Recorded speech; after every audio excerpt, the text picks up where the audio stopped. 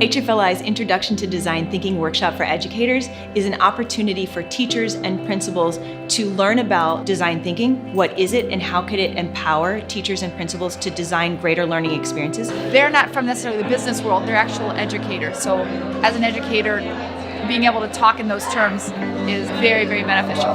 This is an approach to education, but it shouldn't just be an isolated classroom. It should be whole schools, it should be campuses. It shouldn't just be the one teacher who does the cool stuff. It also introduces them to the curriculum materials that are available so that they can work with students and across the board develop competencies with design thinking. I think education is set up in a certain way that maybe doesn't always encourage innovation, doesn't always encourage creative thinking, and I think this process is a way to engage them in that.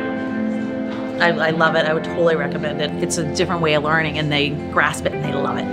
I would definitely recommend it to educators. Just come in with an open mind and I think it'll work. I mean, who wouldn't want to learn in this way where ideas are shared, they're not sitting in stagnant desks, they're active, they're engaged, and they have a chance to really make and create and get behind something that they're passionate about that is applicable in the real world.